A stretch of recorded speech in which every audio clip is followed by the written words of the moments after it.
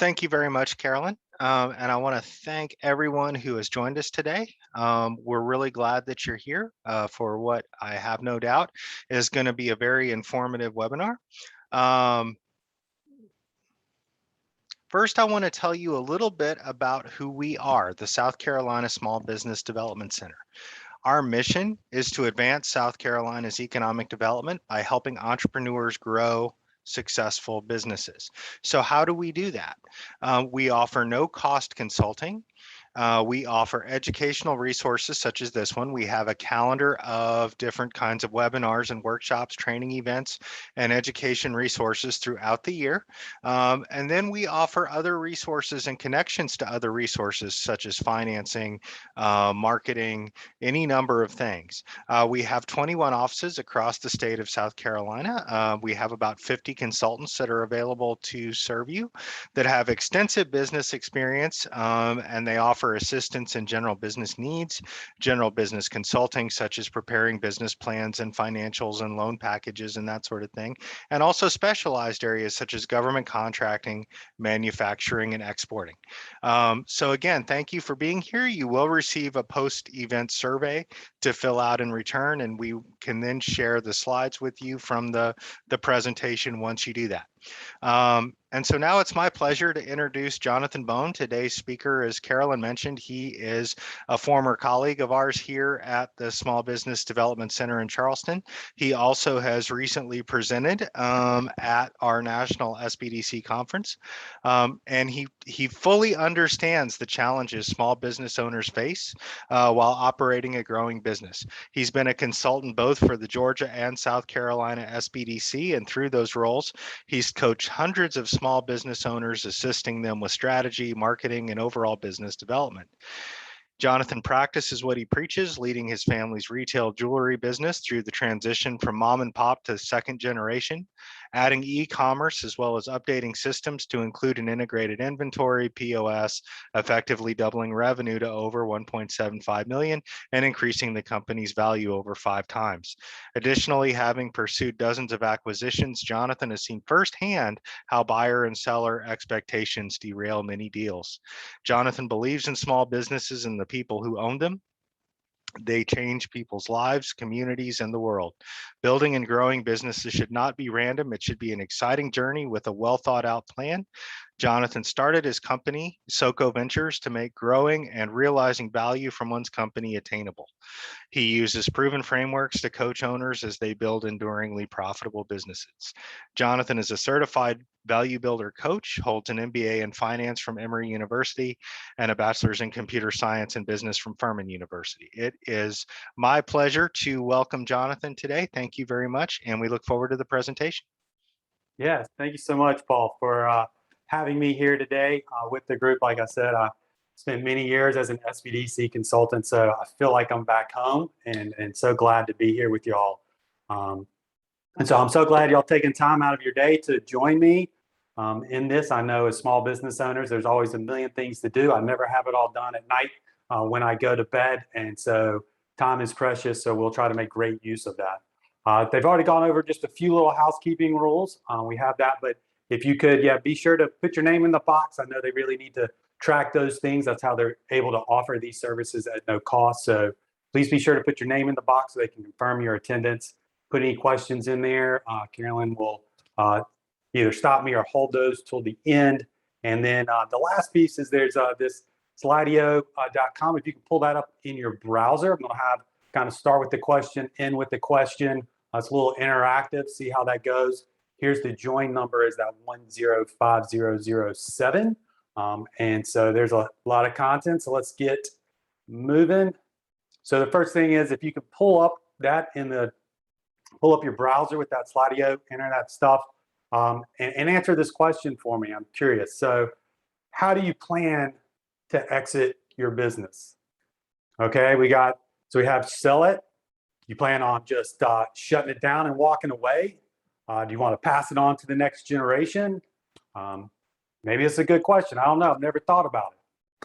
So we'll give it a minute, see if we got a few more people on here. So we've got 67% right now selling, 33 passing on. That's great. We love generational businesses. in our household. 25 never thought about it. Awesome. Awesome. Well, that is so good. I appreciate you taking the time to do that and fill that out.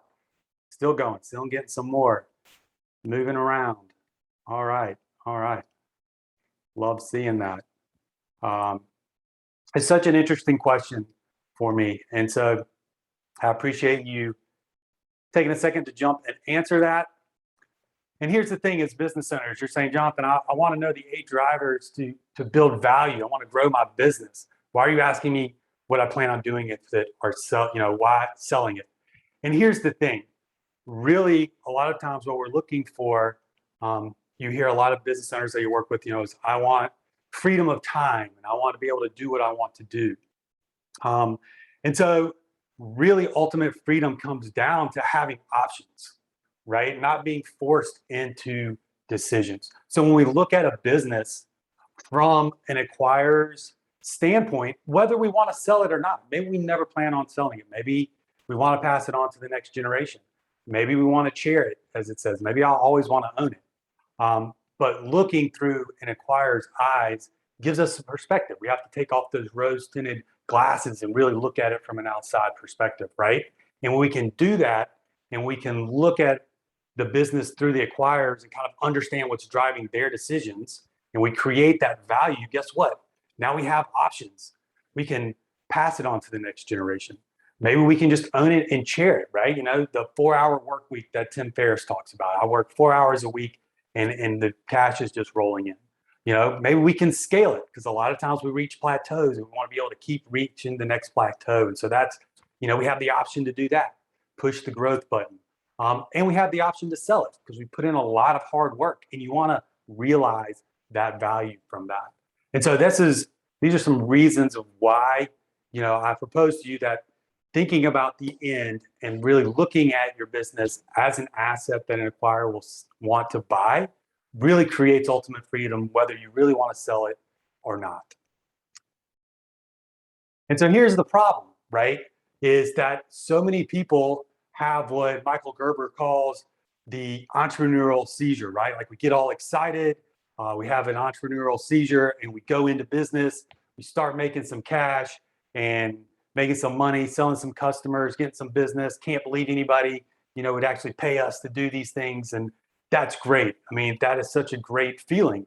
And we start working, but then we kind of get stuck in this trap, in what we call the owner's trap, right? And so the owner's trap works like this, right? The owner is working with all the customers at the beginning. And so guess what? Customer A says, hey, can you modify what you're doing for this? And you say, sure, no problem, because you're the decision maker. You can do that. So you vary your product just a little bit. And then customer B says, hey, can you do this thing over here? And you say, well, yeah, no problem. And so you keep moving it. So you end up with all these mini products or services for all these kind of different specialized products. And then you're the only one who knows how to deliver on them, right? Because then you've kind of created them as you talk to the customers. And so now you're the one interfacing, because you understand that, and it kind of goes around. And so you've got this cycle that we get stuck in a lot of times. And what we call, you'll hear the SBDC, we talk about working, on your business and not in your business. So we get stuck in just working in our business, just in that grind, and we don't ever really take the time to step back and look at it. And so some signs to see that you're in the owner's trap is sometimes, if you walk away, right, for 2 or 3 days, what's going to happen to the business? Is everything going to slow down? Is everything going to shut down? That you can kind of see that you're in that. Customers, employees, and vendors all come to you for something, right? Everybody needs your attention. And so that's another kind of telltale sign. And then another one is just maybe your revenues hit a plateau, right? So you've reached kind of capacity, got human resource capacity, and you've got to figure out a way to kind of break through that.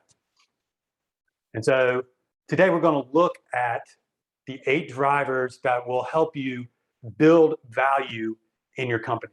And one thing that I want to say here is that a lot of times we get stuck in bigger is better. And so more revenue is not always necessarily more value. And that's one thing that I really want you to be able to kind of take away. So yes, we want to grow. That's one of them. You'll see financial performance right here. But revenue doesn't necessarily equal value. It's a component but it's not everything. So here's the 8 drivers. We're going to go through each one of these.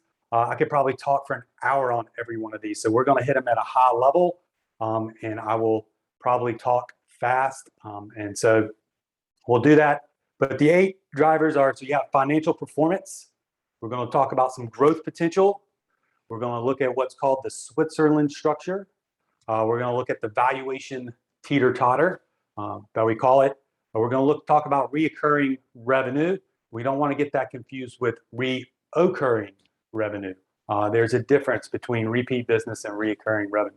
We're going to talk about monopoly control, and how that helps us as business owners. And then we're going to look at customer satisfaction, and then talk about hub and spoke, which will kind of bring us full circle to where we started. So the first one is financial performance. This is pretty much the easiest driver. Most of us think in these terms, right? And that is top line revenue and kind of bottom line profit margin, right? And so we want our financial performance. If an acquirer comes in, they're going to want to know what your revenue is. They're going to want to know, is it growing? Is it shrinking? Is it, is it going up? Is it going down? What have the historical trends been, right? What have the historical trends been on your net?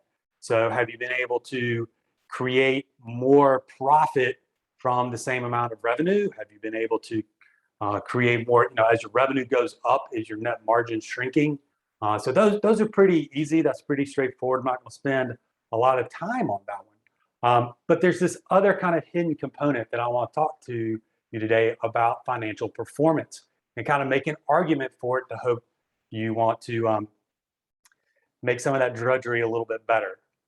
So when an acquirer comes in and they look at your business and they look at your numbers, at your financial performance, your profit and loss statement, at your balance sheet, they're going to be thinking 2 questions in their head. And that is, how reliable are these numbers? How reliable is this estimate, right?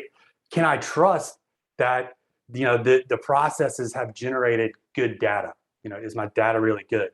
And how much profit will the company generate in the future?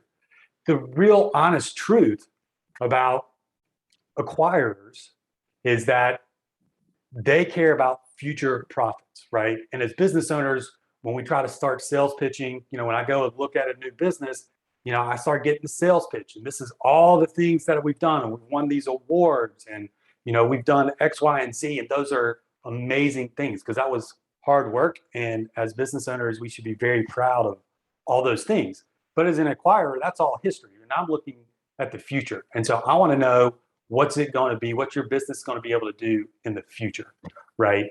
And so that is where we are looking on that. And those are going to be the questions. So one of the really important things is not having an accounting system that looks like this, right? Because that hidden component is what you hear a lot of times people refer to as clean books. But I like to think of them as clear books, right? We want to be clear about our numbers. And can I get to that clarity to understand, how did you get to that number? And so that's where, having good record keeping processes and procedures can really pay off when you go to sell your company. Now, whether you're selling or not, this helps you as a manager, right? Because if you have that clarity, then you can understand and you can manage your business better. And so part of being a value builder is we've surveyed 55,000 companies have run through the value builder process. And so we know we have statistical evidence. And so I want to make this case for you today about keeping those books, because I know that's a drudgery and most of us don't like doing it. But here's what we found. So a shoebox, right? A company, the average multiple that a company will sell for on seller discretionary on earnings, right? You see kind of the average overall here. It's about 3.5 is typically what you'll hear. You'll see businesses go for those. It's very industry specific, so don't get too caught up in that number. But what I want you to see is the difference of kind of having receipts and not really having an accounting system. You're on average going to get 1.8, 1.9, so maybe a 2-point multiple on your business. But if you have accounting software, that multiple generally jumps up to 3.5, right? Because now I'm more clear, so that I'm not taking on this risk, right? And so 3.5 times. So when you go to sell your business, if you want to create value in your business, having good accounting systems is one of those great drivers of value, right? Because if I had $100,000, say, on my bottom line, and I go to sell my business, and I can't really prove to the acquirer how I kind of really got those numbers, and it's not very clear. Maybe they pay me $200,000 for the business, but I can get a third more just by having an accounting system and taking a little care of that. So we have that. You can take that even farther. You can see here that maybe your CPA comes in.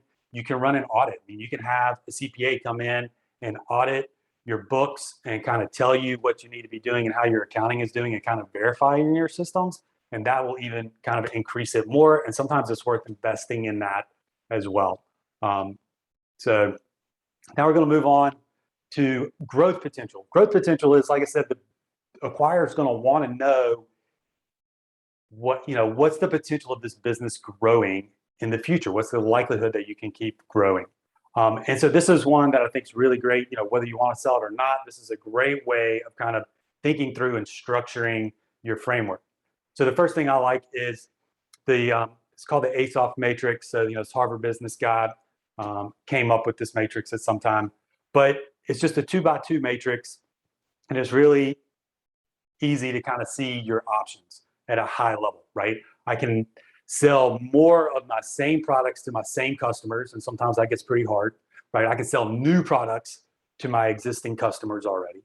I can sell existing products that I already have, and I can go find new customers, or I can find new products and new customers, right? And so this is a great way you can kind of sketch this out, and so you can start thinking. It kind of helps you kind of think about, hey, well, if I was going to sell my same, I got these products, if I was going to find new customers, who would they be, right? And so that'll kind of help you think in that structure. And then you can maybe think, well, hey, what new products could I offer my existing? So that's kind of a high level. But what I'd like to do is talk about a little process that we use to really boil that down for you. And this is what we like to call the TRV solution. And this can really help you create value and think through your products and services. And so T stands for teachable. So what we want to do is take each of our products and services. You can just write them down on a piece of paper. You could use a spreadsheet, but a piece of paper, scratch piece of paper, you write down your products on the left side of the column. And then you write TVR across the top. And then we're going to rate each one of these on a 1 to 10 scale. And so the first thing is, how teachable is it? Can you teach an employee to do it? Can I create a standard operating procedure and teach somebody to do it, right? And so the example that I typically use in this one is wedding photography, right? Or a photographer, a general photographer. And so maybe they do wedding photography, they do school photography, they do corporate events, right? And they do baseball team or sports teams after those. And so, how teachable is it? Well, weddings may be really difficult to teach, right? Because it's very artistic and it's really hard to tell somebody how to kind of do that piece. But schools, on the other hand, is you put the camera here, you set the settings here, you put the kid on the stool, and you push the button, right? That might be really easy to be teachable. And so rating each of those on how easy is it to teach somebody? And so you can put that on a 1 to 10 scale.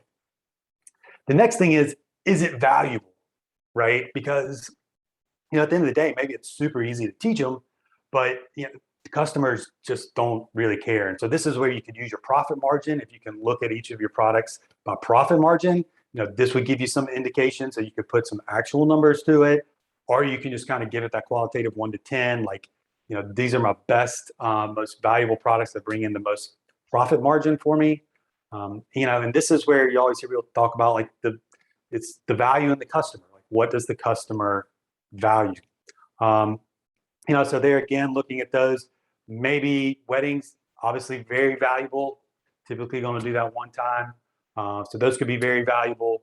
School photos, parents really love to see their kids grow up. So, anytime you're dealing with parents and their kids, they see a lot of value in that. Maybe baseball teams, they just get so many of them. So maybe there's lower value, lower margin in that. So you can look at those, but think through your products, which ones are most valuable. And then the last piece is it repeatable, right? So the weddings really kind of fall off on this one because it's like, well, it's a one-time thing. Now I've got to keep going and getting customers over and over again. And that's a lot of work, right? I'm sure y'all all know that as you try to go get new customers and grow your business. So, you have those school photography. Maybe it's really repeatedly every year. Students get their uh, photos taken. I don't know if they're doing that anymore. I might need to update my example with all the online stuff. But school photography back when I was growing up, I remember going through and doing that, and we had all the school pictures. And so that was very repeatable, right? Because the school, once they have that person, they're just going to kind of keep having them come back over and over and over again. And so this is a really easy way of trying to find that scalable solution. So once you total them all up, right, you can see in this example, while weddings may be the most valuable, they might not be the most scalable product line that you have, or the most sellable one. I mean, most service that you have. School photos might really be those. And you're like, well, I didn't get in it to be, I really like doing the weddings. Well, that's good. And I'm not telling you not to do them.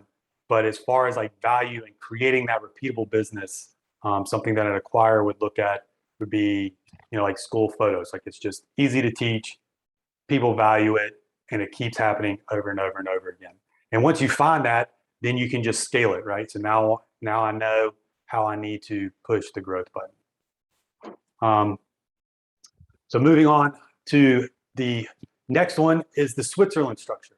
So this one, we're going to look at your business, and we want to know how dependent is it on any one employee, customer, or supplier, right? So the name comes from the country of Switzerland, which is just known for always being neutral in every war. It took their entire country to vote for them to join the UN. And so the goal here is to be, neutral on any one of these. So the question is, if you had your customer, this is where we talk about customer concentration. So looking at all your customers, what's your biggest customer? How much of your revenue do they make up? Is it more than 15%? If so, that gets pretty worrisome, right? Most acquirers are going to start discounting that because you lose the one customer, you're going to get a significant reduction in the revenue that your company is producing. And so, looking at that one's typically pretty easy. A lot of business owners think about customer concentration and know that we need to diversify, but really being sure that you diversify that customer base so that no one customer is creating too much value and coming and going. Coming from a consulting business, this can be really hard to do sometimes, right? Because it's, when you're a single person and you get a customer, they're producing most of it and you're supplying the work, you don't have a lot of time to get more customers. And so it can be difficult, but you want to always be working towards limiting how much that customer creates. So think about your customer.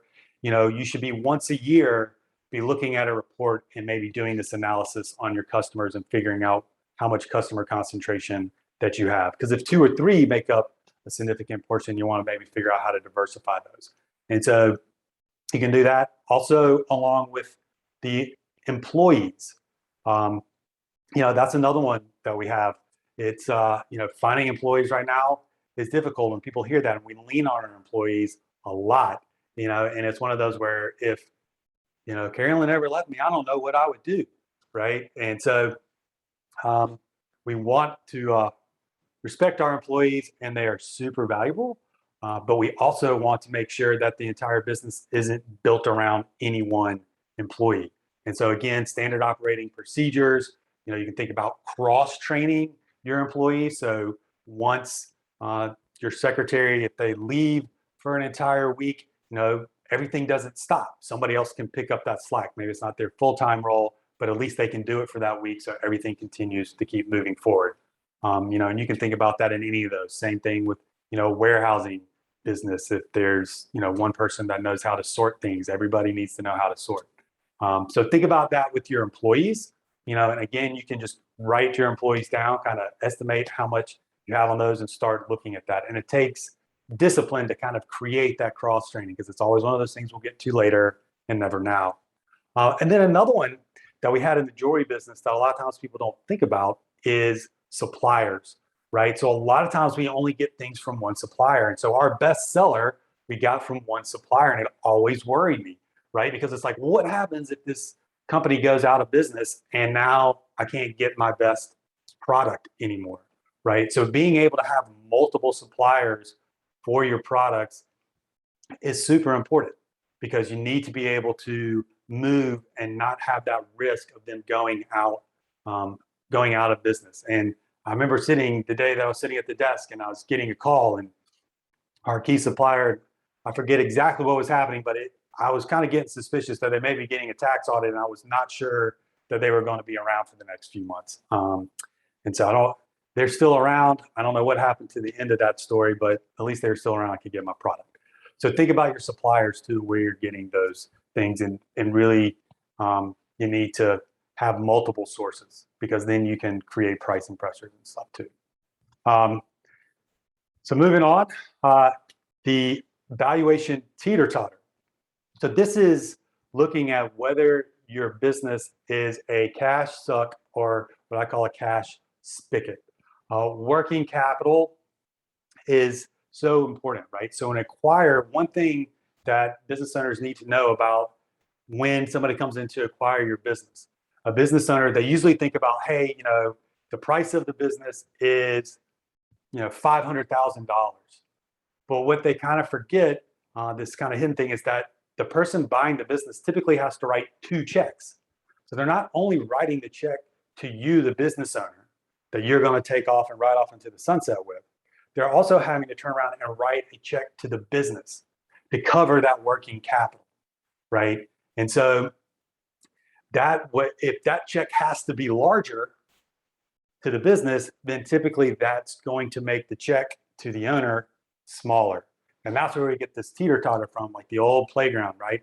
The bigger kid pushes the smaller kid up and vice versa. And so that's the idea here with that teeter-totter. And so what we want to look at and think about is the cash conversion cycle, right, with this one. And so with your cash conversion cycle on this one, the way to kind of improve your score and kind of create value in your business is really lowering that working capital. And you can do that by shortening your accounts receivable, right? So maybe it takes you 60 days to collect. If you can move that to 30 days, right, that's less cash that your business is using. And so you can see in this example, right, this kind of comes from a retail example. Inventory typically stays in there 90 days. It takes me 60 days to get paid once I sell it, right? I can buy my product on 30-day terms. And so I have this 120-day period that when I put one cash into my business, maybe I get $2 out. So when I put $1 in, it takes me 120 days to get $2 out. So if I want to get $10 out, I have to put $5 into my business. And the question is, where do I get that $5, right? So as I grow and as I scale, it requires more and more cash. So thinking about the cash conversion cycle and really trying to shorten that down to that working capital places can really create value in your business, particularly if you have one that's really cash positive, right? Because then it's really scalable. So maybe it's one of those things I've seen some businesses where it's like, hey, the customer pays up front and then the vendor gives you 60-day terms, right, to buy the product once you get the product. So you've fulfilled it and you don't have to pay for 60 days, but you got all your cash. So now you can roll that into the cash conversion cycle and get the $2 out. And so I know that's kind of hard to think, but always thinking about how you can shorten the time that you get your money and extending the time that you have to pay people. And so that's a way to do that. I always kind of think, I know it's a little cheeky, but it's like, when do we want to get paid? Yesterday. When do I want to pay people? Never, right? Now, I'm not suggesting don't pay people, but if they will give you 30-day terms, do take advantage of that. So that's the teeter-totter and thinking about shortening that cash cycle. So we'll move on to reoccurring revenue. Now this one, we have a whole entire presentation on, and so I could spend hours talking on different models and different things through this one. So what y'all need to do is write Paul and tell him, hey, have Jonathan come back and give us the details in this one, but we're going to hit it at a high level. The reoccurring revenue is very important for creating value, right, in a business. The first thing I want to say is that reoccurring revenue is not reoccurring revenue. There's a difference between repeat business and reoccurring revenue. Reoccurring revenue is what we see a lot of times. You see it a lot now with Netflix and all the streaming services, all the software as a service, right? So you subscribe to the service and they're just going to dink your bank account or your credit card every month until you call them and tell them to quit, right? And so that's reoccurring because they have your credit card on file and they're getting paid continuously. And so that's different than project-based work. And so I use like digital marketing in this space is one that you can think about that, right? So if you own a digital marketing firm, maybe a lot of your revenue comes through websites and creating websites and designing websites. Well, that's all going to be project-based, right? And so you do the website and then they come and ask for we need a print advertisement created. And so you create that. And then it's, oh, well, we need this digital ad created, or we need this graphic created for us. We need some new packaging created. And so they have all these projects, right? And so you have repeat business. But just because you did this one project doesn't mean that they're going to have another project for you, right? The customer might not have another project, even if they were going to use you. And so that's that repeat business. We love those repeat customers. We want those repeat customers, but those are separate from in the digital marketing space. Maybe you have a monthly maintenance fee for maintaining their website. Maybe you have a monthly maintenance or a monthly fee for SEO work, right? And so every month and you have a contract that for the next 12 months, you're going to pay me monthly and I'm going to do these services. And so these are that reoccurring annuity-based revenue. And you can do these in all sorts of businesses. So I don't want you to think if you're not selling software, you haven't done it. I have an example of a florist shop that has created reoccurring revenue in their business. And so you want to look at that portion, because what we want to do here is I'll give you a little bit of an example of how this creates more value in your business. Let's take a security company, right? Security monitoring company. We all know, we probably have these. We have this in our jewelry store, right? So we have some hardware, some cameras, some motion sensors, and we need all that installed. We get it all installed, and then we pay for monitoring of those. So when, if somebody broke in at night, something happens, they call us and tell us, hey, your store's broken into, you might want to do something about that. So those are kind of two different pieces. So what we want to do in looking at the security business is take the same $1 million revenue company, right? So a company that's doing $1 million in revenue. If they did 100% of the install, all they did was install all the hardware and cameras and then outsource the monitoring because they just didn't have, maybe they don't have the people and the staff to be able to do that. So they outsource all of that. We know that they're going to get about 75 cents on the dollar. So their company is going to be worth about $750,000, right? And let's contrast that to a security company still doing exactly $1 million in revenue, but it's all in the monitoring. So it's all in the monthly monitoring. So they outsource the install, right? They outsource the install, they do all the monitoring. And what we know is that reoccurring revenue, when you have those contracts that are just continually going and people move those over, is that you'll typically get on average about $2 for every $1 of revenue. So it'd be worth $2 million. So just having that reoccurring revenue, you can see how much more value that drives in your business at an exit, right? But that's also, whether you didn't want to sell it, also makes you more comfortable because you're not always hunting customers, right? So again, whether you wanted to sell it or not, you're typically still trying to achieve the same things, right? You're trying to figure out how I can kind of create reoccurring revenue where I'm not always having to go get new clients, having to do new projects. Now, the reality is most all businesses are going to have some type of mix of these, right? So the security company, maybe they do both sides. So they're probably doing some install and some monitoring, right? And the acquirer would come in and look at that. So that's why we always say averages and just kind of all things being equal. I feel like a physics professor, but that is how reoccurring revenue helps. Another thing that I always like to throw out is what I call selling suntan lotion and umbrellas, right? And that's thinking about most businesses have some type of cyclical nature to them. You know, if you have a heavy cyclical business, is finding something that is counter cyclical to that business, right? So that's where we say, you know, if it's a sunny day, I got sunglasses and I'm selling you those, you need them. And then if it's raining, I'll have these umbrellas over here. Now on any given day, one's going to be the hot seller and the other one's probably not going to move very well, but they're going to move in counterintuitive. So at no point, every day is a good day, right? Because I have both sides covered.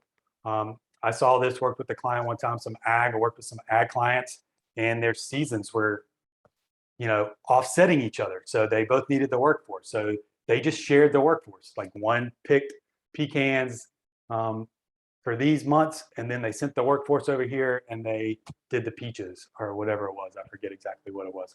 But finding something, so that's kind of a way of thinking when you start going back to that Actoff matrix, you know, thinking of something that maybe is counter-cyclical as well. So that way you don't have these big ups and downs and you kind of smooth out that lumpiness sometimes. So that's another one with that. So that was those. So now moving forward, and I know I'm moving fast. Like I said, I'm just trying to touch each of these and get your mind thinking in these regards. And we'll answer some questions and when we get to the end on these, but I want to be respectful of your time. So monopoly control. This is looking at how well differentiated your business is from your competitors. So Warren Buffett, famous investor, right, famous acquirer, talks about digging a deep and wide moat, right? So he invokes this image of this castle. You know, your business is this castle and you want to have this really deep and wide moat built around you that you can protect your business, right? So this is talking about, a lot of times you hear people talking about differentiation, you know, what's your selling proposition, right? And so those are the things, but what I want us to look at, what I want you to be thinking about is how this works in a virtuous cycle. Because a lot of us, there are a lot, you know, we work in industries that have a lot of competitors and differentiating ourselves can be super hard. You know, a lot of times we hear it's like my customer service is the best. Well, if your, you know, competitor down the street can claim the same thing and the customer can't really tell the difference, then it doesn't really separate you. And sometimes that, you know, is just kind of a hard truth for even for all our work. And so looking at this virtuous cycle of differentiation is if we can just, you know, start digging a little trough, right, that differentiates us. So that way, typically what that does is lead us to be able to control pricing a little bit better because now it's not exactly apples to apples. Now I got the customer comparing apples to oranges. And if they like oranges better, I can charge a little bit more for that. So I get some pricing control, right? I can charge a little bit more. And if I can charge more for my product, right, then I get higher margins because hopefully, you know, this makes the assumption that costs are staying the same, but I get higher margins. And if I get higher margins, now I have more cash to reinvest back into marketing, which differentiates my product. So now I can communicate to my customers how I'm different. And I can create this differentiation in their mind, right? Which is really what marketing is about, is trying to create that differentiation from all the other competitors. And so, and you think about this as like an upward spiral. So rather than trying to like just go all the way on left field, you know, just a little bit, you just knock a little bit off at a time, get a little bit more pricing control, right? Get a little bit more margin, invest a little bit more back in marketing and go around and just keep on working on differentiating your product. But you got to really be honest with yourself on, is it a factor that nobody else can claim? Is it something that really sets me apart? And does the customer care? I mean, that's another one, is like, does the customer care at the end of the day, whether, and since customer service is on my mind, most of the time they're going to want good customer service, but maybe they don't, right? I mean, maybe fast food, I don't always expect the high-end customer service that I expect if I go down to Halls. So, there's an expectation in the mind there. And so that's differentiating your product. Customer satisfaction. This is one, is what's the likelihood that your customer is going to repurchase, right? But even more so is, how likely are they going to refer you to somebody else? We all hear that word of mouth marketing is the best marketing, but how do you create that word of mouth, right? In that piece. And then we just talked about customer service, separating you from the pack. The question is, can you quantify it? Can you tell me that it's true? Can you show me, maybe this is true? And so what we want to be doing, one thing that I talk about a lot, is really surveying your customers. You want to create a feedback loop with your customers. And the most widely used of this is the Net Promoter Score, right? And so the Net Promoter Score is, and you've probably all gotten one of these in your inbox, if you've gotten your car serviced, or if you bought something from Apple, or just anything. I mean, we're getting them all the time now, but it's how likely are you to recommend SoCo Ventures to a friend or colleague, right? And then you get the 1 to 10 scale, and you have them vote on the 1 to 10 scale. Now, what you're looking for here is, what the Net Promoter Score does is it says, hey, anybody who gives me a 7 or 8 is like neutral. They're happy, they'll probably buy from me again. But are they going to go tell people about me? Most likely not. Like, they're just happy enough, but there's probably a little something more we could do. Anybody gives you a 9 or a 10, if they've had that kind of experience, they're probably going to go tell people, right? They're going to go promote you.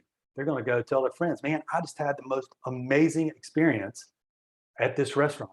I just had the most amazing experience with this florist shop, right? And they're going to go tell their friends about it, and they're going to talk about their experience that they had. So that 9 or 10 are kind of considered your promoters. And then if you get 6 or below, those are your detractors, because they're going to be on the opposite side. They're going to be, man, you can't believe the customer service that this business just had, that I just experienced, right? So they're actually going to be like detracting from your business, because it goes both ways.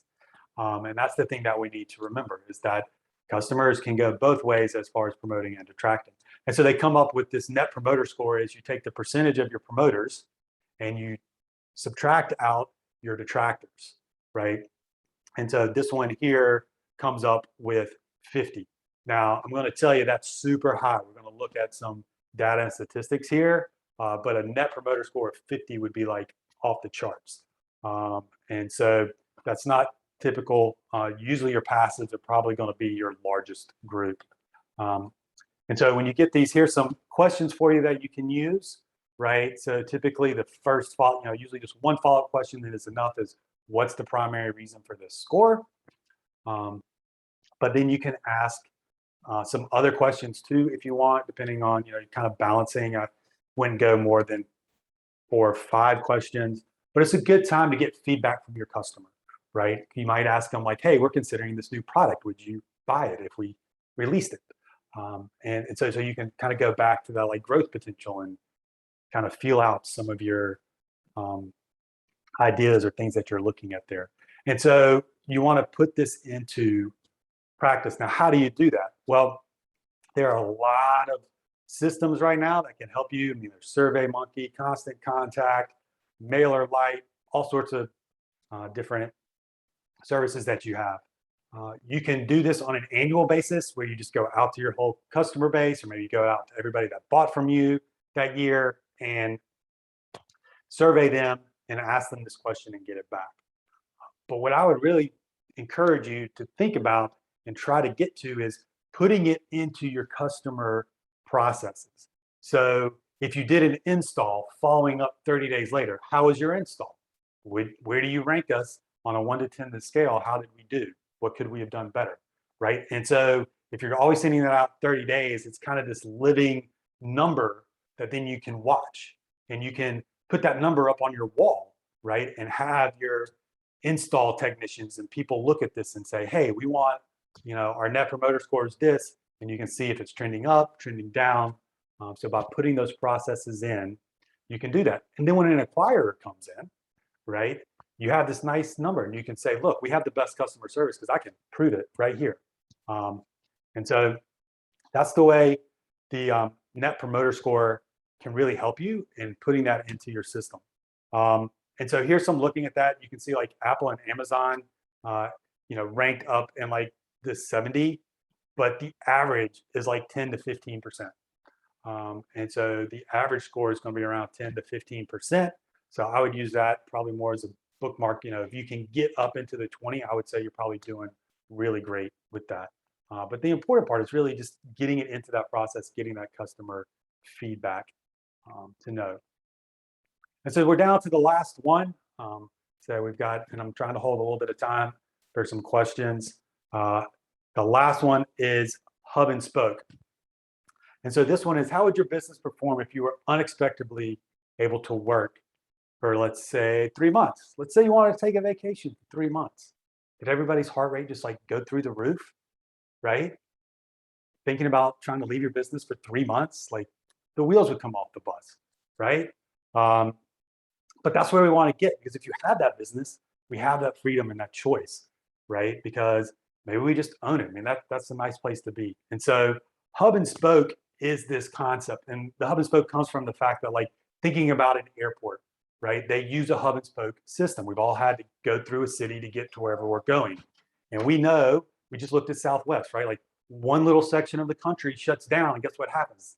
They start canceling flights in California because Florida's having problems, right? And so that's that idea. And if you, as the owner, are that hub, right, then all the customers are coming to you, right, to get that quote that we talked about in the trap, because you're the only one that can give pricing. You're the only one that can make a decision on pricing or products.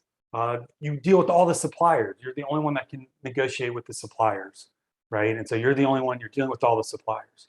You have employees, but your employees have to come to you to get answers for all of these things every time they have a problem, right? So if you are in the center, and this happens, sometimes it just happens because as we grow, it's just a natural outcropping, right? Because originally, most of our businesses started with just us, our single person, right? And then as we grow, we kind of added things around us. And so we've had to, so you kind of have to think and be very strategic about moving those things off and continuing to do that on a regular basis. And then sometimes people put themselves in the middle intentionally because it's a control thing, right? Like, I need to have control of all these things. The wheels will come off the bus if I'm not dealing with the customer. I can't have that customer service. And so thinking about that is, putting yourself in the middle is really difficult. And that's why we say, whether you just want to own it with the 4-hour, Tim Ferriss 4-hour work week, or whether you were looking at trying to build something that you can sell and get your money out of, and realize some value at the end of life, is you want to make sure that you're always working yourself out. This doesn't happen tomorrow. It's a long-term thing, right? Which is why I bring that up now. I mean, maybe you're not thinking, you might be like, I've got 20 years, John, I got 30 years before I want to think about that. But starting today, I'm like, how am I going to separate myself from customers? How am I going to separate myself from employees, right? Can inform you on kind of things that you can be working on long-term, putting in, knowing that you're going to create value. Because if you get to the end and you're in this situation, these businesses are kind of worthless. It's hard for me to come in and want to buy it because I've got to step in day one and I'm just overwhelmed because all I got to do is work in the business, right? And so that is really hard. Maybe all the customers leave because the owner had all the customer relationships, right? All the suppliers leave. Like, nobody wants to do business with the owner. They did business with the owner. So when the owner leaves, that's it. What you want is everybody doing right? The business as its own ongoing entity. And so, thinking about that, and like I love to tell people, like, this is really a fun one to work on. This is a great one to work on. What I suggest is take 2 days off, right? When you come back, what went wrong? What kind of fell apart? Here's what you need to work on. Once you kind of get those things fixed, maybe you take 4 days off, right? And you just kind of repeat that. And the goal is just to work your way up to that sabbatical, right? Where the business is just running. And so having that, it might be a long way off, but like I said, you can work on that, and it's fun taking those vacations. So it's not all drudgery. So that is those. Getting up on 48 minutes here. So here's the 8 drivers again. Just want you to look at those. We want to look at our financial performance, right? Top line, bottom line, but really thinking about whether or not are we being clear in our information. Is our information clear so we can understand it or an acquirer can understand it? Growth potential. Is there growth? Does this business still have legs? Is it to keep on going? And where are we going to take it? Can I scale it and grow it? Switzerland structure, how do I get that independence from my suppliers, my customers, and my employees? The valuation teeter-totter is, how much capital is this going to take me to generate another dollar, right? To how many dollars does it take me to generate another dollar in that working capital and that cash flow cycle, and working to shorten that cash flow cycle. Looking to create reoccurring revenue. Those, are the most valuable and best because they just kind of keep coming. And then you look at your churn rate. And I mean, there's a little bit more to it. We know we're going to lose customers, but if you can kind of just get it on automatic, that is kind of a goal. Monopoly control. We want to build that moat and differentiate ourselves. We want to measure our customer satisfaction. We want to keep our thumb on that pulse of our customers. And so putting that into our system. And then hub and spoke. We want to look at ourselves as the owners and making sure that we're not putting ourselves in the middle of everything. And knowing that that natural tendency is for us to be there. And so being very intentional about slowly working our way out of those. And if you can, you work on these things, you kind of measure these things, these will create value in your business, whether you want to sell it, whether you want to pass it on to the next generation, or whether you just want to hold it and have it like an investment property and kick off cash. So with that, I'll stop here. I'll have Carolyn do some questions. You can jump back over into the Slido here. And I would love to kind of hear like what you think the most impactful driver or idea for you today was, like kind of one thing that you're going to take away. And Carolyn can start looking at the questions and firing those off to me. So Jonathan, we haven't received any questions yet, but I please encourage all of you to put any type of question you have in the chat box, and we'll take those questions now. And Jonathan, this was an awesome presentation. Thank you so very much. So well, thank you. Any questions, please submit those now. Yeah, jump on the poll. I know you have questions because like I said, this is all very high, but it takes so long to go through it. I'm already in an hour and I spoke fast. So, that's the way. Like I said, if you have some specific questions, I'm happy to do that. The last slide has my website where you can connect with me. So, I'm always available. So the SBDC can help you with all of these too. I want to put a plug in for them, right? Like they can help you talk about this. They work with marketing, so they can help you with kind of creating that differentiation. They can help you look at your cash flow cycle and make sure that you get those down. They can help you. They've got QuickBooks programs to help you get your accounting in line. So even if you can't afford these things, you've got those. So someone asked, will they be able to review the presentation later? And that's a great question. Thank you so very much. We will be sending out a post-event survey right after the event is over, probably before 3 o'clock this afternoon. And those individuals that respond to the post-event survey will receive the presentation slides that Jonathan has shared today, as well as the link to view the recording of this event. So we will probably distribute the slides and the recording approximately a week from today, which will be Thursday, the 21st. So please respond to the post-event survey so we in turn can send you the recording link and the event slides. So here is a question. Can you give an example of recurring revenue for a restaurant? For a restaurant, that's great. That is an amazing question because I just got this one at National as well. So this one's hot, and I've thought about it ever since National because I don't feel like I had the great question. I got caught off guard there with that one. So here is reoccurring revenue for a restaurant. My thought is if you are close by or in a business district, right, grab and go lunches. So maybe I pay a monthly subscription, and then because you're just right down the block, and I can come and grab lunch as many days as I want. Most likely I'm not going to do that all the time, and there'd be some a little to play with there. But car washes have done this, like the Mr. One of the car washes. They give you the executive membership card, and you can get as many washes a month as you want. So that's one of the models. That's kind of an idea that you could play with. I know that would be a little bit hard. Another one is like front of the line is what we call the front of the line. So people don't like waiting around for things. So sometimes, maybe you pay a monthly membership and, you have special dining or seating or place that you can get. So I know I can come in real quick and get out. Most of mine went around the membership. Restaurants were kind of hard. Shoot, my battery just died. So I hope that kind of gives you an answer for that one. There is another one that an example for a hairstylist or hair salon that would be inexpensive or convenient. Hair salon, that would be inexpensive or convenient. One idea is with that I've seen with some is pre-sales, right? So, maybe you buy all 12, so you see this with like the SaaS model if you want to pull that over, right? So if I pay monthly, I get it for $20 a haircut.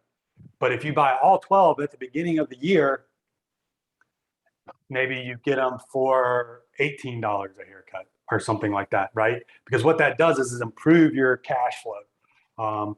And so you got all the money up front. Now you can invest that money before you have to do the service or provide any of it onto differentiating and advertising and getting more people in. So it builds a positive cash flow.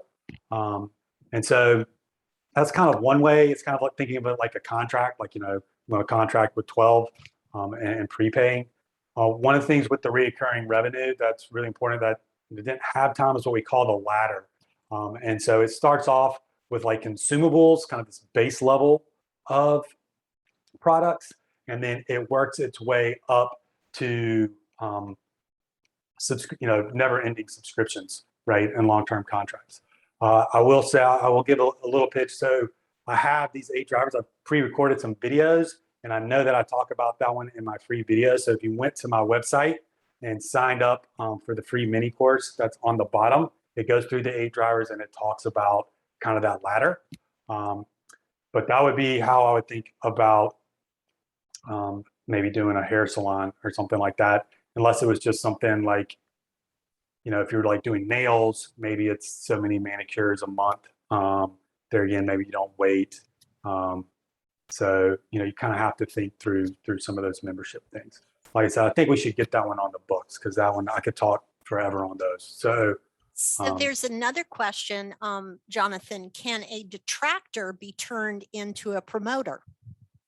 Oh, love that question. That is thinking. Absolutely. Absolutely. You can turn your detractors into your promoters. Here's what I'll tell you though. You got to know who they are. So that's where you need to be going out to your customers and asking them these questions. But I would absolutely put on there, if you got a 2 score, don't ignore that, right? Like respond to that in a private way or whatever. Maybe offer them, some bonus or some perk and show them we did that in the retail, right? Like a lot of times, unfortunately, when things went bad, it was our best time to shine, right? So when they were unhappy with their product or their product broke, it really gave us a opportunity to add a level of customer service above and beyond and kind of wow them because it was unexpected, so maybe we replaced the whole product, without them having to ask any questions. So absolutely you can turn detractors into promoters because I think it gives you an opportunity to do that. The trick I would just say is you've got to find those people, right? Like you've got to do that and you want to find them before they go out on social media and start blabbing about it. Because you don't want to get into an argument over social media. So if you do have those on social media, because we all get those bad reviews too, we try to get them into like a direct message email scenario, right? Where you're having a conversation and working that out with them, and don't do it in public. Because Jonathan, can you put up your contact information? Because someone is asking about the link to your website. There's the link to my website. Perfect, thank you. And someone also asked, what's an example? I'm assuming that they're still talking about the recurring information, but Yep. an example for a mobile drug screening, alcohol testing business. I'd have to ask a little bit more on exactly like what this service is, but my initial thought is like, for some reason, if you're getting these screenings, so it's, I guess you sell these to the company, right, for their employees. Maybe that your average customer only submits 5 people a year. Or 5 people a month. So maybe you give them, unlimited. So that way they know if they roll over 1 month, you're unlimited, but it's, like a 10-person rate when most of the time they're only getting those. But if they roll over or have a heavy month that they do hiring and then they don't have every month. So you could do something like that, right? There again, front of the line, maybe my hiring process, they're sitting around and waiting for results. So you create this, if I'm a member or pay a membership fee or a monthly fee, I get my results in a day, or I can just pay the normal fee and get them in a week. And so you kind of build that that structure that way too. So that using that kind of front of the line model again for those like I said, those typically work well. You can usually find some way of extraditing customers' experiences that they will be willing to pay for. Well, it is 2:08 now, so we will be wrapping up. I just wanted to remind everyone that they'll be receiving a post-event survey within about an hour. And those individuals who respond to the post-event survey will receive not only the presentation slides, but a link to the recording of this event. And also, if anyone needs any assistance with their business and have not become a client of the Small Business Development Center, you can, of course, reach out to me. I'm the one who sent the reminder emails today, and I can forward you to the local office that you would be affiliated with, or we might be able to help you here in the Charleston office. So again, I would like to thank everyone for attending today. And Jonathan, what a great presentation. Thank you all, and enjoy your afternoon. Yeah, absolutely. Thank you all for your time. Have a wonderful afternoon.